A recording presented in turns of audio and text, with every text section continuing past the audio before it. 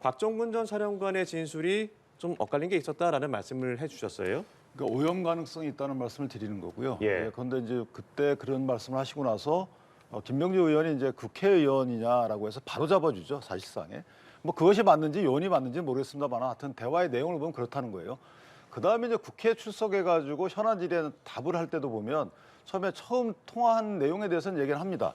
그때 뭐 대통령이 어디쯤인지 상황 어떠냐 이런 취지에 물었다라고 하고 그다음에 두 번째 통화에 대해서는 얘기를 안 해요. 박범계 의원이 수차 물어도.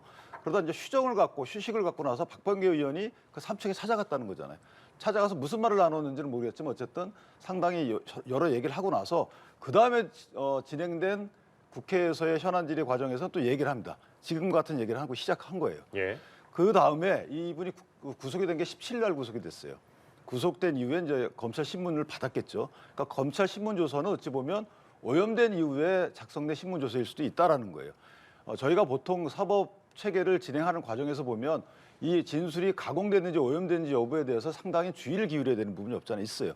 국회 나가서 일방적인 그 위압적인 질문에 대해서 본인이 계속 답변하는 과정에서 본인의 어떤 그 의사를 그때 형성할 수도 있는 거고 다른 분들이 얘기하는 그 부분에 맞춰서 본인이 기억을 선별적으로 구성할 수도 있는 거고 이런 것 때문에 재판 과정에서 보면 이런 일들이 있었을 때는 그 증거를 잘 사용하지 않는 경우도 그래서 있는 겁니다. 따라서 그런 부분에 대해서 아마 오늘 신문 과정에서 자세히 얘기를 할 것 같고 또 하나는 제가 말씀드린 대로 이진우 수방사령관의 경우에는 현장 지휘자였음에도 불구하고 이렇게 얘기를 하고 있는데 당신은 왜 이렇게 기억을 하느냐 이런 부분인 거고 예. 또 구체적으로 대통령으로부터 그런 지시를 받았던 것인지 아니면 김용현 전 장관으로부터 받았던 것인지 그다음에 예하부 그 부하에게 어떤 취지의 임무를 부여했는지 또 하나는 이분이 준비 태세를 갖춥니다.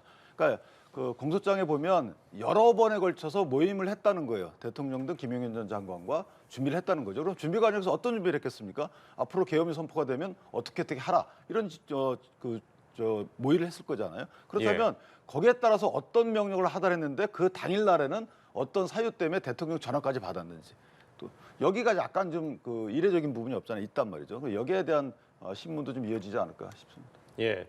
곽종근 전 사령관 지난 4일 이 국조특위 청문회에 나와서 의원이 아니라 그러니까 의원을 빼달라는 것도 있었고 요원을 빼달라는 지시도 있었다라고 재차 반복을 했습니다. 이 부분 오늘 어떻게 좀 접근할 수 있을까요? 제가 볼 때는 뭐 이 부분도 오늘 곽종근 특수전 사령관이 명쾌하게 얘기할 것 같아요. 앵커 예. 말씀하신 대로 요원들 끌어내란 부분도 있었고 국회의원들 끌어내란 부분도 있었다. 그런데 방점은 국회의원들의 지킬 수밖에 없는 정황과 진술들이 너무나 많잖아요. 첫 번째로 왜 국회를 무장 군인을 동원해서 봉쇄를 했을까요? 결국은 비상계엄 해제 의결을 방해하려고 한 것 아니겠습니까? 그러려니까 구체적으로 헬기, 특수전, 특공대들 투입해가지고 국회 봉쇄하고 또 윤석열 대통령이 여러 차례 군경 수뇌부에게 전화까지 한 것 아니겠습니까? 그리고 또 우원식 국회의장이 또 담을 넘어가야 되는 그런 상황, 또 유리창을 깨고 들어가는 상황 이런 것들이 분명한데도 불구하고 아니다 경고형이다, 질서 유지용이다라고 얘기하는 것 자체가 제가 볼 때는 어불성설이고요. 그리고 이분들이 지금 만약에 진술의 신빙성이 의심받는다면 일단 동기가 분명하게 있어야 될 거 아니겠습니까? 왜 그런 지금 내란 중요 임무 종사자의 혐의를 받는 행동을 했을까? 두 가지밖에 없는 거예요. 스스로 하든지 아니면 명령권자의 명령을 받았든지. 근데 만약에 이분들이 스스로 했다면 엄청난 범죄가 되는 거죠. 누군가로부터 지시를 받았기 때문에. 그 누군가는 누구겠습니까? 명령권자죠. 그리고 예. 인사권자죠. 네. 그러면 국군 통수권은 누가 갖고 있습니까? 윤석열 대통령이죠. 윤석열 대통령이 김영현 국방장관에게 지시해서 김영현 국방장관으로부터 지시를 받았다라는 것 아니겠습니까? 그리고 또 실제로 또 윤석열 대통령에게도 전화를 받았다고 진술하고 있지 않습니까? 이런 상황에서 그러면 이분들이 거짓말한다. 그러면은 자기가 독자적으로 했다라고 하는데 그러면 죄가 더 커지는데 이분들이 거짓말할 이유가 있겠습니까? 그래서 이분들의 검찰 진술은 저는 여전히 진실을 얘기하고 있다라는 말씀 좀 드리고 싶습니다. 예, 알겠습니다. 이제 가장 먼저 증인신문에 임하는 김현태 단장 같은 경우도 앞서 위선의 국회 투입 지시를 폭로했던 인물이지 않습니까? 재판관들이 이 부분에 대해서 어떤 것들을 좀 집중적으로 물어볼까요? 네, 맞습니다. 이제 김현태 단장 같은 경우는 특전사령부 예하 707 특수임무단장 소속이고 또 실질적으로 국회의 부하들을 투입했다고 본인이 폭로했던 인물이지 않습니까? 예. 그러니까 국회의장에 있는 의원들을 데리고 나와라. 의결 정족수가 150명이 안 되도록 막으라는 지시를 직접적으로 받았다고 폭로한 인물이기 때문에 예. 정확하게 이제 재판부들이 어떤 지시를 듣고 어떻게 움직였는지 추궁을 할 것으로 보이고요. 지금 뭐 병력과 함께 유리창을 깨고서 내부로 진입하라고 지시했던 그게 결국에는 상부 지시였다고 지금 주장하고 있는 만큼 뭐 곽종은 특수전사령관이나 김영현 전 장관으로부터 뭐 언제 어떤 지시를 받았는지가 중심으로 이제 질의가 이어질 것으로 보이고요. 네. 일단 김현태 단장 같은 경우에는 검찰 조사 뒤에 본인이 또 했던 말이 있습니다. 계엄 선포를 사전에 듣지 못했고 인지하지 못했다라는 입장을 예. 고수하고 있고요. 그러니까 계엄 당일에 평소와 같은 이런 뭐 비상 점검 훈련 같은 것들을 하고 있었고, 그러니까 계엄과는 무관한 내용의 훈련의 지시를 받고 있다가 훈련 도중 국회 출동 지시에 맞춰서 급하게 현장에 투입됐다. 이 과정에서 실탄까지도 소지를 하고 갔다. 이렇게 밝히고 있는 부분이라서 일단 재판부가 이런 부분들, 이제 국회 진입 실행 지시와 관련된 부분들을 위주로 집중적으로 따져 물을 것으로 보입니다. 예, 사실 윤 대통령 측에서 신청한 증인이지만 어느 정도 윤 대통령과 좀 배치되는 주장도 있어 보이는데 이 부분에 대해서 어떤 진술이 나올 거라고 보시나요? 그러니까 그런 명령이 있었다라는 부분에 대해서는 이제 윤 대통령과 내용적으로 배치가 되지만 예. 예. 사실은 누구 명령이었는지에 대해서는 대통령 명령이라는 얘기는 안 합니다. 네. 김현태 특임 단장의 경우에는 장관의 명령이었다, 이렇게 장관이 특전사령관에게 명령을 하고 특전사령관이 본인한테 명령을 하달했다, 이렇게 얘기를 해요. 그다음에 실탄님 말씀하셨지만 뭐 진위가 간지 모르겠지만 실탄 관련돼서도 부인을 해요. 사실은 들어갈 때는 테이저건 등만 갖고 들어갔다 얘기를 합니다. 예. 또 하나는 따로 챙겨갔지만 실제 그렇죠. 장착하진 예, 예. 않았다. 원래는 챙겨가는 것은 이제 원래 매뉴얼대로 있는 거기 때문에 예. 본인이 실제 국회에 들어갈 때는 그렇지 않았다라는 얘기를 하고 있는 것이고, 이제 마지막으로 이 현장의 지휘관들의 판단과 명령받은 것과 그 각각의 범위에 대해서도 물을 여지가 있어요. 이진호 전 수방사령관의 경우에는 어떤 임무를 부여받게 되면 그 임무를 보다 목적 달성을 위해서 방법적인 측면에서는 본인이 다 판단한다는 취지로 얘기를 했단 말이죠. 현장 지휘관의 예. 재량권이라는 얘기를 했단 말이죠. 예. 그렇다면 특전사령관의 그 재량권이 어느 범위였는지, 그다음 본인이 유리창 깨고 들어가는 것도 본인이 다 지시했다라고 특임단장은 얘기를 하고 있단 말이죠. 그러니까 본인이 다 진입시켰고 본인이 유리창 깨고 진입을 허락했고 이런 부분을 본인이 다 명령했는데 본인이 받은 명령은 뭐였고 누구로부터 어떤 명령을 받았고 그 명령이라는 임무 수행을 위해서 본인은 또 어떤 명령을 하달했는지에 대해서 이 범위 문제가 상당히 중요한 부분이 있다. 그다음에 결론적으로 누구로부터 이런 명령을 받았는지 이 부분이 대통령 입장에서는 제일 확인해야 될 부분이 아닌가 싶어요. 예. 대통령으로부터 받은 것을 듣거나 직접 받은 적이 있느냐를 분명히 묻겠죠. 그것이 아니고 특전사령관이나 아니면 국방장관으로부터 받았다라고 대답을 하게 되면 국방장관으로부터 받았다는 것은 어떻게 알게 됐는지, 그러니까 본인이 이 특임단장이 기자회견과 검찰 진술했던 얘기들을 어떤 취지로 본인이 알게 돼서 진술을 하게 된 것인지에 대해서 그 경위를 많이 물을 것 같아요. 예, 지시를 누가 했는지 그리고 어떻게 전달받았는지를 주목해야 한다고 하셨는데 어떤 부분에 주목하고 계십니까? 지금 이제 지시의 전달 통로는 크게 두 가지잖아요. 예. 말씀하신 대로 한 분은 김영현 전 국방장관, 또 한 사람은 윤석열 대통령이에요. 김영현 국방장관만 지시한 게 아니고 지금 윤석열 대통령으로부터 직접 전화를 받았다라는 군경 수뇌부가 굉장히 많잖아요. 일단 경찰청장 같은 경우는 윤석열 대통령으로부터 6차례나 전화를 받았다는 것 아니겠습니까? 그리고 특수전사령관 같은 경우는 아까도 우리가 얘기했지만 도끼로 문짝을 부수고라도 국회의원들 끌어내라. 그리고 또 수방사령관 같은 경우로 총을 쏴서라도 지금 끌어내라. 그리고 또 홍장원 국정원 차장도 윤석열 대통령으로부터 전화 받아가지고 싹 다 잡아들여라. 이렇게 직접 윤석열 대통령으로부터 전화를 받았다라고 진술한 증인들이 너무나 많기 때문에 윤석열 대통령이 자신은 지시한 적이 없다라고 아무리 얘기를 해봤자 이런 부분은 저는 뭐 거짓말에 불과할 것으로 헌법재판관들이 판단할 것으로 보여지고요. 예. 그리고 이제 결국 이번에 헌법재판소의 탄핵 심판은 형사재판이 아닙니다. 이거는 탄핵 심판입니다. 예. 그래서 탄핵 심판에서 가장 중요한 것은 두 가지입니다. 하나는 헌법이나 법률을 위반했는지, 이게 가장 중요하고요. 두 번째로는 이 헌법과 법률을 위반한 행위가 대통령직에서 파면을 할 만큼 중대한 범죄인지, 이게 중요한 거거든요. 그러면 지금 윤석열 대통령의 비상계엄 같은 경우는 비상계엄 요건을 전혀 못 갖췄죠. 그리고 또 절차도 안 거쳤죠. 비상계엄을 하려면 전시나 사변이나 이에 준하는 국가 비상사태인데 전혀 거기에 해당이 안 되는 거예요. 그리고 국무회의 심의도 제대로 하지 않았고 참석자들이 부서도 없었기 때문에 요건과 절차를 전혀 갖지 못했고 그러면 이제 본인이 직접적으로 국회 비상계엄 해제 의결을 지시를 했느냐라는 것과 관련해서는 너무나 많기 때문에 예. 저는 뭐 헌법재판소에서 2월 13일 날 플러스 뭐 몇 번 더 증인을 채택해서 변론기를 더 가질 것 같은데 어쨌든 뭐 최종 결론은 3월 달에 나올 것이다. 그리고 윤석열 대통령이 탄핵 인용이 돼서 파면되는 것을 면키는 좀 어려울 것이다. 그리고 헌법재판관들이 심판 전원일치로 박근혜 전 대통령의 탄핵 심판 같은 경우도 보수의 헌법재판관들이 5명이나 있었지만 8대 0으로 만장일치로 그런 판단을 내리지 않았습니까? 예. 저는 그래서 이번에 탄핵 심판도 그런 결론에 도달할 것이다. 이렇게 개인적으로 전망을 합니다. 예, 저희가 그- 이제 네 말씀해 주시죠. 이제 헌법재판 소의 재판도 재판이에요. 이게 형사재판 절차를 준용하게 돼 있고 교수님 말씀처럼 사실은 이제 뭐 징계 성질이 없지 않아 있지만 어쨌든 재판 절차를 준용하고 있는 부분이 있는 것이고 또 하나 이제 원님 재판식으로 진행되는 것이 아니고 어쨌든 국회 소추 의결서가 공소장과 같은 역할을 해서 그런 사실관계가 있는지를 확정한 다음에 그런 사실관계가 있다면 그 해당 사실관계가 대통령직을 계속 수행하게 할 만큼 중대하냐 이거는 사후 판단인 거죠. 먼저 이런 이거 중대한 사건이니까 파면해야 돼 이렇게 결정하고 들어가는 게 아니고 사실관계 인정 여부를 먼저 심리하는 거예요. 그래서 재판하는 거예요.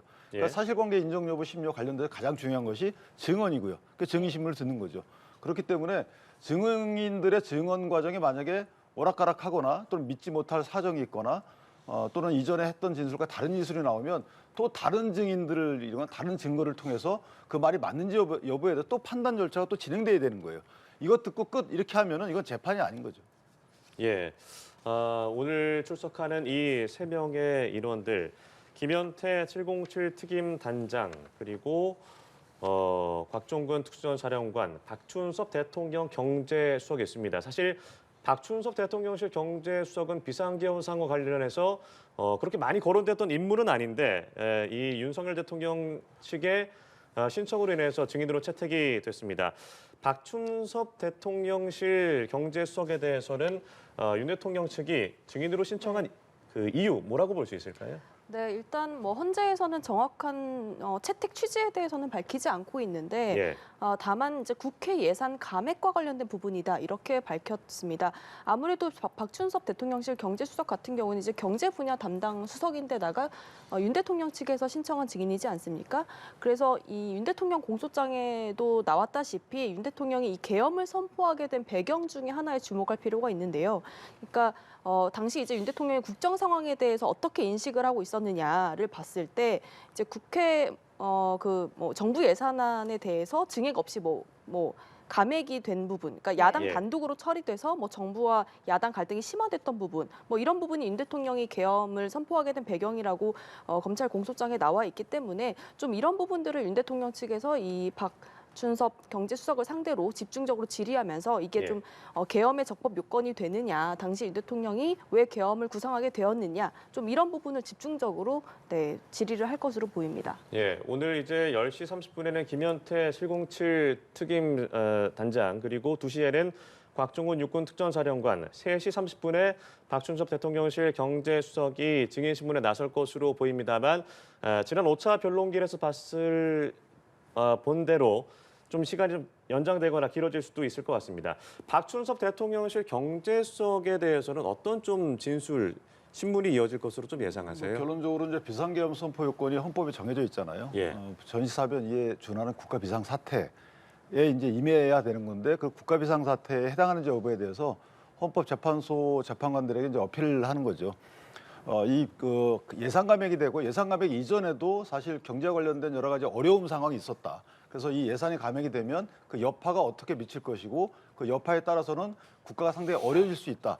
그러니까 현재 어렵고 앞으로도 어려워질 수 있다라는 국가 비상 사태에 대한 좀 폭넓은 이해를 구하는 취지의 증언을 이끌어낼 것으로 보이고 박춘섭 경제수석의 경우에는 이제 대통령 측이 요청한 증인이기 때문에 네. 대통령 측이 본인이 입증하려고 하는 그 입증 취지에 부합하는 질문들을 쏟아낼 것으로 보여요. 그다음에 국회 측에서는 그렇지 않다는 부분에 대해서 이제 반대 신문을 통해서 그거를 탄핵하는 이렇게 진행이 되는 거거든요. 그렇다면 그 당시 경제 상황, 그다음에 예산이 제대로 집행이 안 되게 되면 가뜩이나 이제 어렵기 때문에 야당 측에서도 예산을 상반기에 다 집행하자라고 요구했던 상황이었기 때문에 예. 예산 집행이 안 되게 되면 국가 경제가 어떻게 더 어려워지는지에 대한 따라서 대통령이 그와 관련된 여러 가지 토로를 했다. 그다음에 어떤 지시를 했다. 이런 정도의 그 경과에 대해서도 좀 신문을 통해서 헌재 재판관들에게 좀 호소하지 않을까 이런 생각을 예. 그리고 지금 이 시각 윤석열 대통령을 호송하는 차량이 이 경부고속도로 잡원 IC에 화면에 잡힌 모습 보시고 계십니다. 1차선의 이 경호 차량, 호송 차량들이 계속 이동을 하면서 헌법재판소로 이동을 하게 될 텐데요. 아마 지난 5차 변론길과 마찬가지로 한남대교를 건너서 한남동을 지나서 이 안국역 쪽으로 이동할 것으로 보입니다. 37분에 출발을 해서 이제 한 16분 정도 지난 상황인데 이 시간에 이 정도 있다고 생각하면 9시 한 5분, 10분 뭐 그때쯤에는 윤석열 대통령이 헌법재판소에 도착을 할 것으로 보입니다. 저희가 계속해서 현장 상황 보여드리면서 대담 이어가도록 하겠습니다.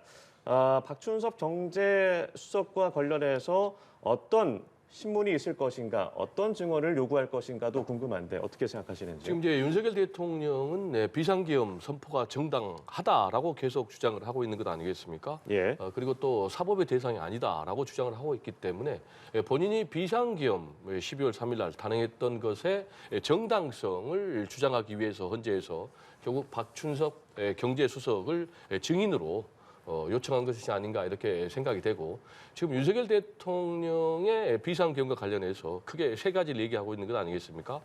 탄핵을 남발하는 입법 독재 야당의 그리고 두 번째 예산을 마구 삭감하는 뭐 예산 독재 그리고 또 부정선거 음모론 이 세 가지를 주장을 하던데 그 중에 하나 이 예산 독재와 관련해서 본인의 정당성을 주장하기 위해서 증인으로 채택한 것 같은데 문제는 예산 독재가 전혀 아니라는 것에 있는 거죠. 그게 무슨 얘기냐면 예산 같은 경우는 예산 편성은 정부가 갖고 있어요. 그러나 심의는 국회에서 하거든요. 그래서 총 677조를 정부가 예산안을 편성을 했고 네. 4조 1,000억 원. 그래서 전체 예산의 0.6% 규모를 삭감을 했습니다. 그런데 확장을 하려면 정부가 확장 예산안을 다시 올려야 되는데 이거를 안 올려가지고 결국 이제 673조, 4조 1,000억 원이 삭감된 그런 예산안으로 확정이 됐는데 예. 이것이 다 헌법과 법률 테두리 안에서 이루어진 예산 확정이라는 거예요. 삭감이라는 거예요. 근데 이게 마음에 들지 않는다고 그래서 군대를 동원해서 이걸 뒤엎으려고 했다라는 것 자체가 이게 국헌문란을 목적으로 하는 내란이라는 거죠. 그래서 아무리 본인이 지금 경제수석을 내세워서 정당성을 강변한다 해도 스스로 본인이 일으켰던 비상계엄이 불법적인 쿠데타고 또 그리고 내란이라는 것을 입증하는 그런 자승자박의 결론에 이르지 않을까 이렇게 생각이 됩니다. 예. 내란은 사실 뭐 그건 법원에서 판단해야 내란이 되는 거고요. 일단 헌재에서는 이제 국헌문란 목적보다는 이게 교수님 말씀대로 중대한 헌법 위반이 있었는지 여부를 판단하는 건데 네. 문제는 이제 지금 이재명 대표께서도 추경을 논의하고 있잖아요. 추경을 바로 1월 달에 추경을 논의한다는 거죠. 1, 2월 달에. 그러면 일단 지난 예산이 뭔가 잘못됐다고 스스로 다들 정치권에서 인정하는 거 아닌가요? 그 예산을 4조 1,000억 원을 감액을 하는데 그 감액하는 과정에 사실 납득하기는 어려워요. 그러니까 상임위에서 일단 예비심사를 하잖아요. 예비심사 이후에 예결위에 올라가는데 상임위에서 여야가 합의한 예산 같은 경우에도 예결위에서 민주당이 요구하는 2조 원가량의 지역화폐 예산을 안 들어주니까 그냥 깎아버렸어요. 여야가 합의했는데도 깎았어요. 이렇기 때문에 이제 문제 제기가 되는 거고 그러니까 예산에 대해서 그 심리 과정에서 합리적인 근거 없이 예산을 다 깎았다는 거예요. 예를 들면 지금 다시 AI 경제 이런 얘기 하고 계시지만 그때 그 차세대 원전 관련된 그 부분도 90% 이상을 깎아버렸어요. 그다음에 전공의 지원 예산도 700억 원 이상을 깎아버렸어요. 자 이렇게 깎고 나니까 이게 과연 합리적인 예산 감액이냐 이 부분은 예산을 마치 정치의 수단으로 활용하는 거 아니냐라는 이제 국민적 비판도 있는 거고 따라서 경제수석이 나와가지고 이런 예산 삭감의 정도나 근거나 과정이 과연 이게 합리적이었느냐라는 부분에 대한 헌재 이해를 구하는 부분이 있는 거고 예. 그다음에 이제 교수님 말씀처럼 이것이 저도 개인적으로 비상계엄의 요건을 충족했다고 보지 않습니다. 그러나 이 비상계엄을 할 수밖에 없었다라는 대통령의 판단이 과연 국헌문란의 목적이 있었던 것이냐 아니면 과실이냐 좀 과대 해석한 거냐에 대한 헌재의 그 재판관들 입장에서 되게 중요한 부분입니다. 왜냐하면 과실이라는 부분은 대통령의 헌법 수호를 위해서 뭔가 잘못한 행위를 했구나라는 정도까지 이르면 헌법 수호의 의지가 있다는 부분은 어필이 되는 거거든요. 그런 차원에서도 의미 있는 증언이 될 수도 있다 이렇게 생각합니다. 이제 추경과 관련해서 잠깐만 첨언을 하면 예. 예. 민주당 이재명 대표 같은 경우는 추경을 시종일관 주장을 해왔습니다. 그리고 국민의힘은 이제 재정 건정성을 이유로 추경을 또 시종일관 반대해왔고, 근데 지금의 상황에서 뭐 중국의 딥시크 그런 충격도 있고, 트럼프 2기 행정부의 관세 전쟁도 있고, 여러 가지 내수 부진도 있고, 그래서 지금 하는 총재조차도 이 추경이 필요하다. 15조에서 한 20조 정도. 그리고 또 최상목 권한대행도 사실상 우회적으로 추경의 필요성을 지금 얘기를 하고 있고, 예. 특히 이제 국민의힘의 안철수 의원 같은 경우도 15조에서 20조 정도 추경이 필요하다라고 얘기를 하고 있거든요. 그래서 저는 이 AI 전쟁을 또 대비하기 위해서라도 특히 이제 R&D 예산을 대폭 윤석열 정권에서 삭감을 해가지고 이런 부분에 대해서 좀 보완이 필요하거든요. 그래서 예. 저는 이 부분과 관련해서는 이재명 대표도 뭐 우쿨리 행보라고 그래가지고 금융 금투세 폐지, 예. 또 자산 가상자산 과세 유예 이런 부분을 과감하게 수용을 하잖아요. 그러면 이런 부분 특히 여권 내에서 하는 총재도 필요하다고 주장하는 추경 같은 경우는 예. 좀 당리당략을 넘어서 과감하게 국가 경제라는 국익 차원에서 대승적으로 좀 수용할 필요가 있지 않나라는 생각이 좀 듭니다. 그 논의의 그 주요 의제는 아니지만 추경 관련해서 사실은 저희가 문제 제기하는 것은 교수님 말씀처럼 저도 추경을 할 필요가 있다고 생각을 해요. 추경 근데 예비비도 지금 2조 원 깎아버렸잖아요. 그러니까 예비비가 사실은 이제 정부의 어떤 비상사태에 대해서 쓸 예비적인 돈인데 이 부분도 그냥 잘라버렸고, 또 하나 이재명 대표께서 이 예산 감액 조치하기 불과 3일 전에 지방 다니시면서 확정 재정, 그러니까 확대 재정을 되게 강조하셨어요. 예. 가계 기업 정부로 이루어진 이 경제 3주체 중에서 나머지 분들은 어렵기 때문에 정부의 재정 확대가 필요하다라고 그렇게 말씀하시고 3일 뒤에 바로 4조 1,000억을 깎았다는 거죠. 그러니까 이런 예산을 대하는 태도에 대해서 문제 저희가 제기하는 거고, 사실 예산 쓰임새가 더 확대될 필요가 있다는 부분에 대해서는 정치권의 그런 합의에 공감을 해요. 그런데 그런 이거를 예를 들면 특활비를 깎겠다 이 부분은 저희 이해할 수 있습니다. 문제 제기할 수 있죠. 근데 특활비만 깎은 게 아니잖아요 지금. 나머지 부분들을 상당히 깎아버렸어요. 그 심리 없이 예결위에서. 예를 들면 예결위에서 특별한 기준이 깎았다고 보기 어려운 부분이 아까 거듭 말씀드렸지만 상임위에서 다 여야 합의해서 올라온 부분들. 호남의 SOC 예산들도 그냥 잘라버렸거든요. 자, 이런 예산을 대하는 태도가 이전의 정당들과는 다른 태도를 보였다는 부분에 대해서 예. 좀 문제 제기가 있는 거죠. 예, 그래서 오늘 박준섭 경제수석이 나와서 증언을 할 때 정말 이 비상계엄을 선포할 만큼 비상시국이었느냐가 이 쟁점이 될 것으로 보이는데, 저희가 화면 보여드립니다만 윤석열 대통령 이 한남대교를 지나서 이 아마 남산 제1호 터널을 지나 헌법재판소로 이동을 하게 될 것으로 보입니다. 윤 대통령을 태운 호송 차량이 한남대교를 지나서요, 한남동 그리고 남산 터널을 지나 이제 한 10분 안쪽으로 헌법재판소에 도착을 할 것으로 보입니다. 오른쪽은 이 시각 헌법재판소 모습인데요. 윤 대통령의 대리인단은 조금 전 도착했던 그 모습을 보여드리고 있습니다. 이채영 기자, 오늘 네. 이 6차 변론길이 열리는데 그동안 어떻게 진행이 됐고, 오늘은 3명의 증인이 출석을 합니다. 관련 내용 짚어주시고 앞으로 또 어떻게 진행되는지도 전해주시죠. 네, 말씀 주신 것처럼 그 답변 이전에 지금 윤갑근 송진호 대리인단이 출석하는 모습을 저희가 보여드렸고, 예. 지금 윤 대통령 같은 경우는 이제 법무부 호송 차량에서 교도관과 탑승한 채로 앞뒤로 호송 차량이 붙어서 이동하는 모습을 보고 계신데, 예. 아까 이제 앵커께서 한남대교 말씀 주셨는데 저기에서 이제 관저 부근 고가차도를 넘어서면 안국역 사거리로 곧바로 이동을 하게 되고요. 지금 뭐 한 2, 30분 내로 그동안 변론에 출석했던 전례를 보면 2, 30분 내로 도착을 했기 때문에 곧 헌법재판소 안으로 도착을 할 것으로 보이고, 예. 지금 저희 이제 취재진들도 현장에 곳곳에 가 있습니다. 근데 헌재 주변으로 굉장히 지금 뭐 오전부터 지지자 집회가 이어지면서 소란스러운 상황이고, 보시다시피 헌법재판소 앞은 왕복 4차로인데 차벽이 이제 양 옆으로 줄줄이 막고 있고, 이제 혹시 모를 우발 상황에 대비해서 곳곳에 이제 안전 패스를 쳐놓고 보안이 상당히 강화된 모습을 보실 수가 있습니다. 그래서 이제 윤 대통령이 이제 들어서게 되면 이제 곧바로 이제 기존 변론 때처럼요. 지하 주차장으로 곧바로 들어가서 시간을 좀 기다리다가 10시에 맞춰서 변론에 출석을 하게 될 것으로 보입니다. 예. 그리고 말씀 주셨던 것처럼 그동안에 이제 뭐 증인 신문들을 보면은 뭐 국회 체포조 의혹과 관련해서 지난 화요일 때는 좀 공방이 이어졌다면 오늘은 아까 저희가 계속 얘기를 나누었던 것처럼 국회에 이제 병력을 투입해서 실제로 그 무력화하려고 했는지 국회 입법화 활동을 무력화하려고 했는지가 쟁점이 될 것으로 보이고 그래서 오늘 뭐 곽종원 전 특전사령관이나 그 부하인 김현태 특수임무단장의 진술이 주목되는 이유이기도 합니다. 예. 그리고 이제 근데 그동안 이제 윤 대통령 측 같은 경우에는 뭐 이 부분에 대해서 뭐 소화기 공격을 받고 다 나오지 않았냐, 뭐 2시간짜리 계엄이 어딨냐, 특전사 요원들도 뭐 본관에서 유리창을 깨고 들어갔다가 곧바로 나왔다라면서 이제 어떻게 보면은 결과적으로 아무 일이 일어나지 않았다라는 좀 취지의 주장을 계속해서 보이고 있거든요. 그래서 예. 때문에 이제 이 국회 입법 해제, 뭐 그 국회의사당의 병력 투입을 두고 오늘도 이제 증인들과 윤 대통령 측 사이에서 공방이 계속될 것으로 보이고요.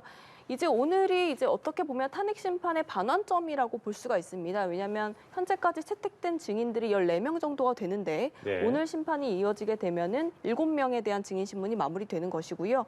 일단 다음 주에도 중요 인물들의 증인 신문이 계속해서 이어지게 됩니다. 뭐 예를 들면 조지호 경찰청장이라든지 아니면 김봉식 서울청장 그리고 이상민 전 행안장관, 뭐 이런 조태용 국정원장들이 줄줄이 나오게 되는데 뭐 이들이 모습을 실제로 드러낸다면 뭐 다시 한번 뭐 체포조 의혹, 지시 의혹과 관련된 부분이라든지 선관위 예. 윤석열 대통령의 호송 차량이 헌법재판소에 입장을 했습니다. 바로 이제 지하 주차장에 들어갈 것으로 보이는데 10시에 열리는 만큼 이제 한 50여 분 정도 윤 대통령의 시간이 남은 것입니다. 지난 변론길에도 그렇고 윤석열 대통령 이 시간 이후에 뭐 준비하는 시간이 좀 있습니까? 네, 일단 저 안으로 들어가게 되면 이제 취재진하고는 좀 막혀 있는 공간이기 때문에 예. 윤 대통령 모습을 실질적으로 볼 수가 없고요. 별도의 대기 공간에 머물렀다가 대신 판정으로 이동을 하게 되는데 아마 이제 윤 대통령 측 지금 대리인단이 속속 도착하고 있지 않습니까? 예. 아무래도 오늘 이제 이어지게 될 증인 신문 과정에서 어떤 내용들을 좀 주로 묻고 할 건지에 대해서 이제 대응 전략들을 좀 논의할 걸로 보이고 윤 대통령 같은 경우는 이제 김영현 전 장관 때는 직접 본인이 김영현 전 장관을 상대로 신문을 하기도 했습니다만 이제는 재판부가 윤 대통령에게 직접적으로 증인 신문에 어떤 기회를 주지 않기로 했거든요. 예. 그래서 뭐 발언 기회를 얻어서 재판장에게 본인이 할 말이 있을 경우에는 발언을 할 수 있는데 뭐 어떤 부분에 대해서 본인이 적극적으로 반박을 하고 진술을 할 것인지 좀 오늘의 재판 상황을 에 대해서 좀 대응 전략을 구사할 것으로 보입니다. 예, 네. 오늘 지금 6차 변론인데 윤석열 대통령이 탄핵 심판에 출석하는 건 오늘이 4번째입니다. 윤 대통령 현재 모두 17명의 대규모 대리인단을 꾸렸는데 그동안 대리인단의 증인들이 진술들이 미묘하게 달라진 부분들이 있었거든요. 오늘은 좀 어떤 부분을 방어하는 데 집중적으로 전략을 쓸 거라고 보십니까? 네, 말씀 주신 것처럼 지난 화요일 변론길 때 윤 대통령 측이 어떻게 좀 이제 공세를 폈는지를 보면은 오늘도 예. 예상이 가능한데요. 저번 이제 체포조 지시 의혹과 관련해서 여인영 방첩사령관과 홍장원 전 국정원 차장의 발언이 좀 엇갈리지 않았습니까? 그래서 홍장원 전 차장 같은 경우는 일관되게 본인이 이제 직접적으로 이 체포 지시와 관련해서 예. 지시를 직접적으로 받았다라고 얘기하는 인물인데 이에 대해서 윤 대통령 측 대리인단은 뭐 간첩 수사를 얘기하는데 혼자 다르게 이해한 것 아니냐, 예. 좀 뭐 기억에 좀 왜곡이 있는 거 아닌지라는 취지로 좀 몰아붙이기도 했거든요. 또 예. 지금 검찰 수사 조서 기록을 바탕으로 해서 양측의 대리인단이 질문을 계속하고 있는데 뭐 이런 부분에서 동의를 안 한 부분도 있지 않냐 이런 식으로 좀 따져 묻기도 했거든요. 오늘도 역시 과거 이 증인들이 뭐 국회라든지 공개적으로 기자회견에 나서서 했던 발언들을 좀 하나하나 뜯어보면서 좀 달라진 점이 있는지 뭐 이런 부분들을 집중적으로 좀 파고들 것으로 보입니다. 예, 지난 5차 변론길에도 말씀하신 대로 이제 2명의 군인이 출석을 해서 신문을 이어갔는데 오늘도 2명의 이 군인이 출석을 하게 됩니다. 어떻게 보면 직접적인 어떤 김용현 장관이라던가 윤 대통령의 비아폰으로 전화를 받아서 지시를 받았는지 여부가 관건이 될 것으로 보이는데 사실 지난 5차에 나왔던 이진우 사령관, 여인영 사령관 같은 경우에는 답변을 거부하는 일이 많았고요. 오늘 출석하는 곽정군 사령관은 국회에서 했던 진술들을 미뤄봤을 때 이들과 좀 비슷하게 행보를 보일지 아니면 계속적으로 이 윤 대통령과 반대되는 입장을 보일지 오늘 좀 곽정군 사령관과 김현태 특임단장의 진술 내용 어떤 식으로 좀 보시는지 궁금합니다.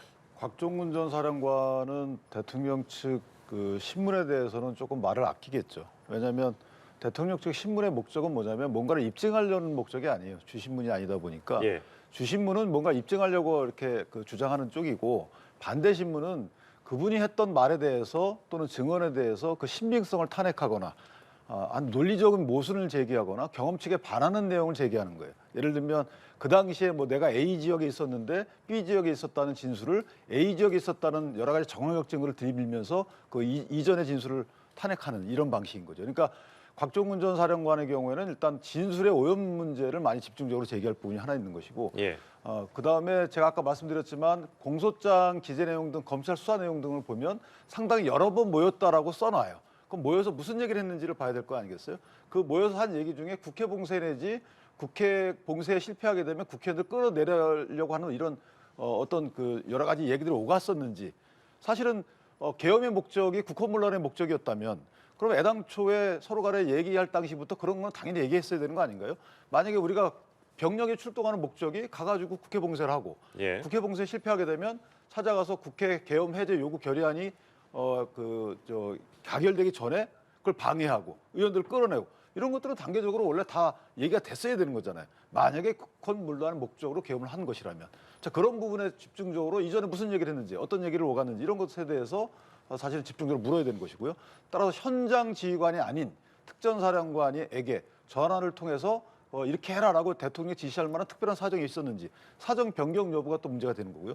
또 수방사령관이 현장 지휘관임에도 불구하고 본인은 그런 얘기를 들은 적이 없다라고 진술해요. 물론 검찰 수사 기록과는 다소 배치되는 부분이 없잖아 있지만 어쨌든 제가 거듭 말씀드리지만 검찰 수사 기록 등 국회 증언 등과는 달리 이 부분은 서로 간의 대심 구조에서 이해관계 반대자가 신문을 하는 걸 통해서 끌어낸 증언들이거든요. 그러니까 일단은 탄핵 심판 과정에서 나온 증언이 가장 객관적이다라고 아직까지는 그렇게 볼 여지가 있어요. 그렇다면 가장 객관적인 이진우 전 사령관은 이렇게 얘기하고 있는데 당신은 현장 지휘관이 아님에도 불구하고 대통령과 그렇게 통화했다는 내용을 얘기하는 이유가 뭐냐, 또 어떤 경험이냐 이런 부분들과 관련된 집중적인 논의가 있지 않을까 싶습니다. 예, 윤석열 대통령 탄핵 심판 오늘 뭐 의원이나 요원이냐가 좀 집중적으로 좀 이슈가 될 것으로도 보입니다만 그 이외의 것들 우리가 주목할 만한 것들이 있다면 어떤 게 있을까요? 일단 뭐 가장 중요한 것은 진실 공방이 계속되는 것이고요. 오늘은 상당히 진실 공방의 분수령이 될 가능성이 높습니다. 그 이유는 이 곽종군 특수정 사령관 같은 경우 윤석열 대통령에게 직접적으로 지시를 받았다. 윤석열 대통령 전화해서 도끼로 국회의사당 문짝을 부수고 국회의원을 끌어내라라고 했다는 그런 주장을 국회에서 선명하게 증언을 하고 있거든요. 네. 그래서 만약에 오늘도 이렇게 선명하게 주장을 한다면 윤석열 대통령 측에서 주장했던 그런 적이 없다라든지 국회의원들을 끌어내라는 건 아니고 요원들이 하겠다라든지 이 부분에 대해서도 오늘 만약에 또 선명하게 얘기한다면 상당히 좀 궁색해지겠죠. 윤석열 대통령은 국회의원들을 끌어내라는 것이 아니고 홍장원 국정원 차장에게 간첩들을 뭐 검거하겠다라는 격려 전화를 했다라는 건데 이런 부분도 상당히 좀 윤석열 대통령 측에서는 곤혹스러워지는 그런 오늘 현재 재판이 될 가능성이 높고 예. 근데 이제 문제는 곽종군 특수전 사령관이 이런 태도를 그대로 선명하게 견지할지인데 제가 볼 때는 선명하게 견지할 가능성이 높다. 그 이유는 이미 지금까지 입장을 분명하게 밝히고 있는데다가 오늘 본인만 출석한 게 아니고 또 본인의 지금 부하라고 할 수 있는 이 707 특임 단장 김현태 이분 같은 경우가 또 그때 곽종군 특수전 사령관이 그런 전화를 받았다라는 것을 나는 알고 있다라는 증언을 할 거거든요. 그래서 이 곽종군 특수전 사령관 본인뿐만이 아니고 또 이 김현태 특임 단장까지 얘기를 하니까 이 두 사람의 진술의 신빙성이 더 높아질 것 아닌가. 그리고 또 김현태 특임 단장 같은 경우는 지금 본인들이 김용현 국방장관으로부터 이용을 당했다. 즉 이 얘기는 뭐냐면 불법적이고 반헌법적인 비상계엄에 군대가 무장군대가 동원이 됐다. 그래서 지금 내란죄로 본인은 아니지만 자신이 모셨던 특수전 사령관이 수사를 받고 있다, 기소가 되고 있다라는 얘기를 강하게 피력할 거거든요. 예. 그럼 지금 이분 같은 경우는 우리가 잘못했고 그러나 부하들은 잘못이 없다. 그래서 부하들은 용서해 달라라는 얘기를 이미 눈물로 호소를 하고 있잖아요. 그래서 그런 입장을 계속 견지한다면 윤석열 대통령은 물론이고 그 대리인단도 상당히 좀 곤혹스러운 장면에 직면하지 않을까 이렇게 생각이 됩니다. 네, 그리고 좀 덧붙여서 말씀드리면요. 저희가 지금 계속해서 이제 얘기하고 있는 부분이 뭐 의원 요원 얘기들이 있긴 한데요. 예. 이것과 별도로 좀 저희가 주목해서 하나의 또 쟁점이 될 거가 이제 곽종문 전 특선사령관 같은 경우는 지난해부터 그 대통령 관저라든지 국방장관 공간에서 윤 대통령과 식사를 했던 인물입니다. 그렇기 예. 때문에 곽종문 전 사령관이 계엄을 모의했는지, 그러니까 언제부터 이 계엄에 대해서 인식을 하고 있었는지도 좀 중요한 쟁점이 될 것으로 보이고요. 예. 특히 이 국회에 헬기가 출동을 했는데 지금 곽 전 사령관 같은 경우는 이제 북한의 테러에 대비한 어떤 훈련들을 빙자해서 특전사 병력들을 계속 대기시킨 정황이 공소장으로 드러났던 부분이거든요. 예. 그러니까 북한의 뭐 오물풍선 같은 도발이 큰 뭐 상황이다라면서 준비 태세를 갖추라고 직접적으로 계속해서 준비를 하고 있었던 상황이기 때문에 이 곽종문 전 사령관이 이 윤 대통령의 계엄의 구상에 대해서 적법하다고 생각했는지 실제 예. 본인이 부하들을 국회에 진입을 시키면서 이게 지금 비상계엄의 적법 요건을 갖추고 있었는지에 대한 부분을 어느 정도 지금 인식을 하고 있었냐 이 부분도 좀 중요하게 다뤄줄 쟁점으로 보입니다. 예, 그런 부분들을 오늘 좀 지켜봐야 할 것 같고요. 그리고 일단 오늘 변론 기일이 지나면 윤 대통령 탄핵 심판은 좀 반환점에 접어들 걸로 예상이 됩니다. 지금 8차까지는 어쨌든 일정이 정해져 있는데 그 이후에 윤 대통령 측은 변론 기일을 주 1회로 지정해달라고 요청을 했거든요. 이게 받아들여질지 그리고 추가 변론 기일이 지정될지 여부는 어떻게 결정이 되는 건가요? 네, 일단 현재까지 잡힌 변론 기일이 오는 13일이 마지막이고요. 예. 이렇게 되면 8차 변론이 마지막인 건데 이후 아직 더 기일이 잡힐지에 대한 윤곽은 아마 다음 주쯤 나올 수 있을 걸로 보입니다. 그러니까 예. 아직은 미지수인 상황이고요. 현재는 지금 뭐 진행 상황을 봐가면서 결정하는 것이기 때문에 7차, 8차 변론 정도까지 보면서 기일이 더 지정될지 여부에 대해서 결정하겠다 이렇게 밝힌 상황이고요. 말씀 주신 것처럼 이제 주 1회로 지정을 해달라라고 한 것에 대해서는 예. 아직 별다른 입장이 없다 이렇게 헌재에서 밝혔고 이런 부분은 이제 아무래도 윤 대통령이 형사재판에 이달 20일이 시작되지 않습니까? 그러니까 예. 적어도 지금 이렇게 돼버리면 탄핵 심판과 형사재판을 동시에 유례 없이 받게 되는 상황이라서 헌재와 중앙지법을 일주일에 적어도 뭐 3번은 왔다 갔다 해야 되는 상황이 벌어질 수 있어서 만만치 않은 일정이거든요. 그리고 또 현재 지금 뭐 구속 취소를 법원에 청구한 상황이기도 하지 않습니까? 예. 아무래도 좀 이렇게 자유로운 신분에서 방어를 하고 방어권을 행사하고 싶다 이런 것들을 재차 좀 요청하는 의미에서 주 1회를 지정을 해달라 이렇게 요청을 한 상황입니다. 네, 지금 말씀하신 것처럼 윤 대통령 측이 주장을 하고 있는 게 방어권을 충분히 보장해야 한다 이 부분이거든요. 이런 부분에 대해서는 어떻게 보십니까? 일단 온종일 재판이라는 거는 굉장히 그 힘든 여정이에요. 일단 예. 구속이 돼 있게 되면요 뉴스를 접할 수가 없어요. 한정된 그 채널 선택권도 없는 거고 예. 한정된 송출된 범위 내에서 뭐 시청을 통해서 파악을 해야 되는데 문제는 뭐냐면 국회에서도 어제만 해도 사실은 곽종문 전 사령관이 여러 가지 얘기를 하잖아요. 국회 내에서. 그러면 재판을 받는 사람 입장에서 보면 그것을 보고 저게 맞는지에 대해서 내가 기억을 떠올리고 준비할 시간이 필요합니다.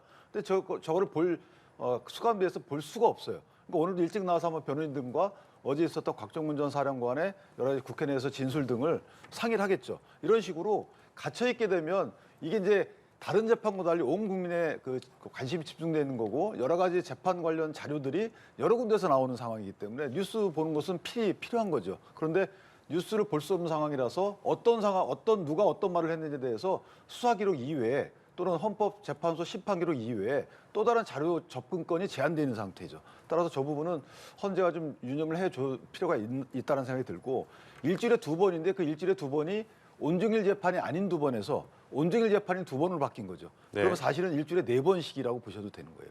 거기다 형사재판이 있게 되면 처음엔 준비기일로 시작이 되겠지만 만약에 공판기일이 시작이 되면 사실은 거의 벅찬 거예요. 따라서 저는 온종일 재판 하루가 사실 그냥 오후 재판 이틀과 맞먹는다고 치면 하루로 줄여줘도 헌재가 심판 진행에는 크게 지장이 없다는 생각이 들고, 또 하나는 헌재가 좀 유념하셔야 될 부분은 수사 기록 자체를 증거로 채택한 상황이에요. 근데 수사 기록에는 일방적인 진술 등을 검사가 기재해가지고 제출한 부분이고, 윤 대통령은 수사를 받은 적이 없습니다. 따라서 윤 대통령이 그에 관련돼서 반박할 수 있는 기회가 없었다는 거죠. 그렇다면 헌재 심판정에서 여러 가지 수사 기록과 다른 증거 증인들이 나와요, 얘기들이. 그러면 그것과 관련된 수사 기록을 반박할 수 있는 대심 구조, 아까 말한 반대 신문권이 보장된 이런 신문 절차는 보장이 돼야 된다는 차원에서 예. 증인 신문 대상 증인이 늘어날 수밖에 없는 거고요. 그렇다면 이 심판 기일도 좀 늘어나 8차가 아니고 사실은 뭐 그 이상으로 충분히 심증 형성될 때까지. 그러니까 물론 평의를 통해서 본인들이 결정하겠지만 최소한 수사 기록에 나와 있는 진술 증거를 탄핵할 수 있는 기회는 줘야 된다는 생각이 드는 거죠. 왜냐하면 형사 재판이 먼저 진행돼서 그 형사 재판의 공판 조서가 헌재에 제출이 되면 아무 문제가 없어요. 그때는 거기서 대심 구조가 있는 거니까. 그런데 형사 재판이 늦게 진행되고 헌재 심판이 일찍 진행되는데 형사 재판 수사 기록만이 헌재 증거로 제출된 상황이기 때문에 그 수사 기록에 대해서 탄핵할 수 있는 기회는 당연히 줘야 되는 거죠.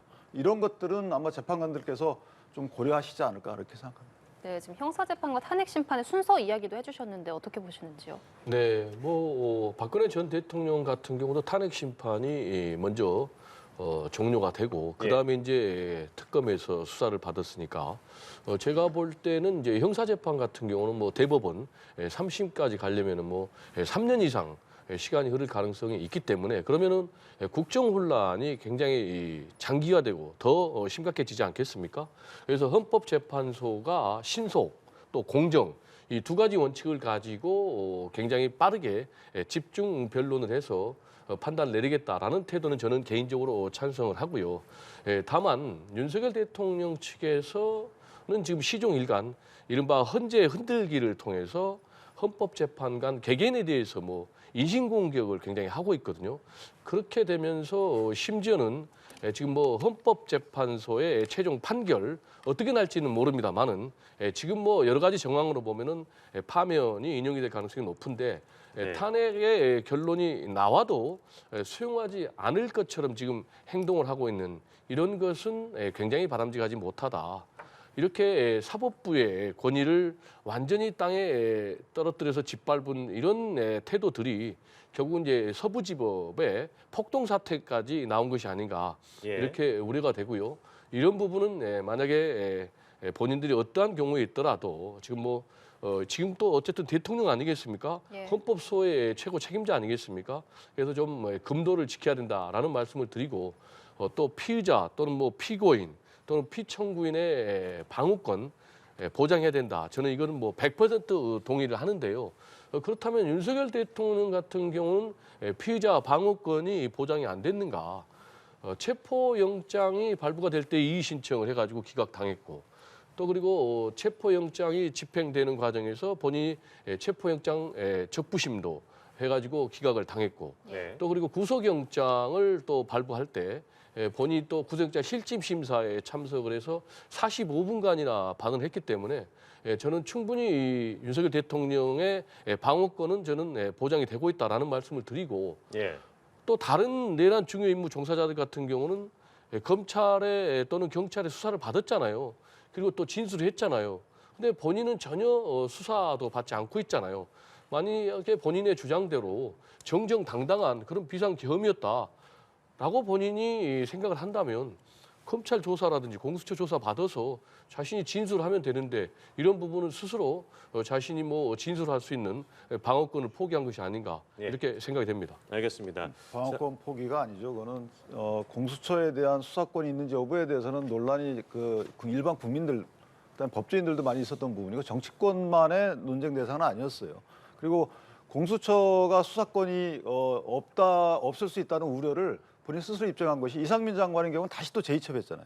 그러니까 이상민 장관도 수사를 했어야죠, 그렇다면. 그런데 내란 수사권에 대한 여러 가지 다툼이 있기 때문에 이걸 다시 또 검찰, 경찰로 내려보냈단 말이죠. 예. 자, 이런 공수처의 태도에 비춰보면 수사권이 없는 그 수사기관에 수사를 안 받겠다는 것이 이게 과연 방어권의 포기인지는 좀 저는 의문입니다. 예, 알겠습니다. 자, 이제 한 40분쯤 뒤면 윤석열 대통령의 탄핵 심판 6차 변론기일이 진행이 될 텐데요.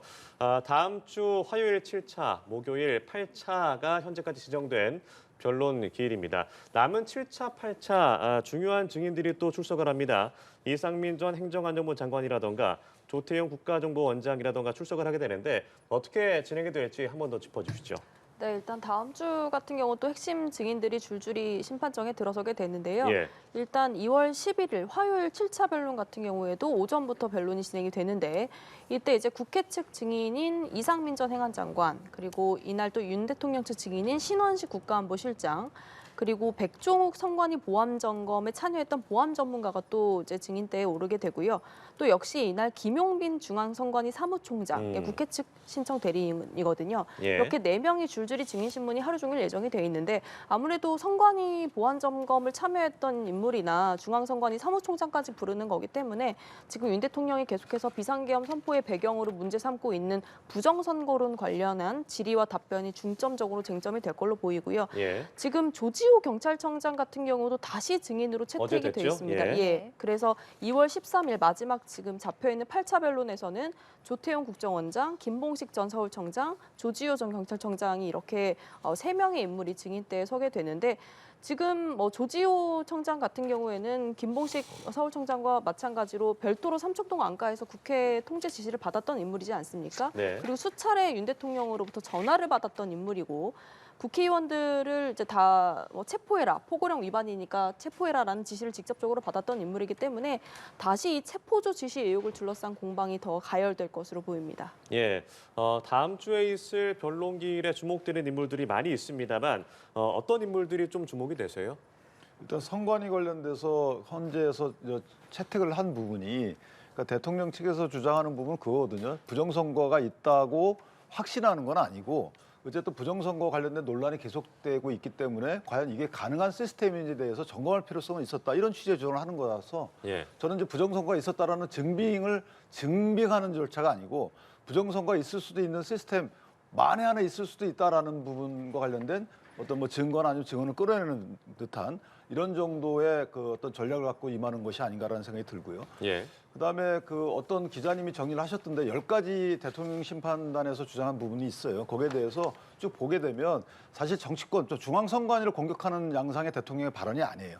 중앙선관위가 거의 개입됐다는 것이 아니고 네. 중앙선관위가 모르는 사이에 예를 들어서 다른 해킹 등을 통해서 시스템에 들어와서 이것을 결과값을 바꿀 수 있는 여지가 있는 것 아니냐라는 세간의 이런 여러 가지 논란을 잠재우는 식의 어떤 점검이 필요하지 않나라는 취지이기 때문에 대통령의 저런 발언 또는 심판정에서의 주장을 마치 부정선거론자다 이렇게 단정하고 들어가는 것도 좀 맞지 않다. 그런 예. 측면에서 보면 헌재에서 심판 대상은 그 정도 범위이기 때문에 유임한 증언과 진술이 나올 여지도 없잖아 있다 이렇게 생각합니다. 네, 다음 주에 이제 증인으로 출석하는 선관위 사무총장 등 인물들에 대한 말씀을 해주셨는데 다음 주 어떤 증인들이 좀 주목이 되세요? 다음 주 부정선거 음모론 관련해서 예. 윤석열 대통령이 상당히 좀 어려움에 처할 수 있는 그런 재판이 되지 않을까 이렇게 생각이 됩니다. 그 이유는 윤석열 대통령 같은 경우 이미 지금 선관위에 군 경찰 투입을 지시했다라고 인정을 하고 있지 않습니까? 윤석열 대통령이 선관위에 군과 경찰을 투입했다라는 것을 지시한 것을 인정한 이유는 지금 비상계엄 하에서는요. 예. 국회 그러니까 이런 부분 정치 영역은 봉쇄를 할 수는 없지만 사법부라든지 행정부에 대해서는 비상계엄으로 이 부분을 장악을 할 수가 있거든요. 그래서 이제 윤석열 대통령이 비상계엄 법과 관련해서 본인이 빠져나갈 수 있다라고 생각을 해서 인정을 한 것 같은데 그러면 이제 두 가지 문제가 있을 것 같아요. 예. 하나는 그렇다면은 현실적으로 우리가 다 생방송을 통해서 봤지만 국회에 지금 무장 군인 또 경찰이 투입이 돼가지고 봉쇄를 했지 않습니까? 그런데 국회는 본인이 지시를 안 내렸고 선관위만 본인이 투입을 지시를 내렸다. 이게 논리적으로 과연 설득력이 있겠는가라는 부분. 예. 그리고 윤석열 대통령도 그러고 지금 김영현 전 국방장관도 그러고 부정선거와 관련된 구체적인 증거가 있냐라고 얘기하니까 전에는 다 부정선거 증거가 너무나 차고 넘친다라고 주장을 했는데 이번에 또 헌재 심판에서는 김영현 전 장관도 부정선거 증거는 또 없다라고 얘기를 했어요.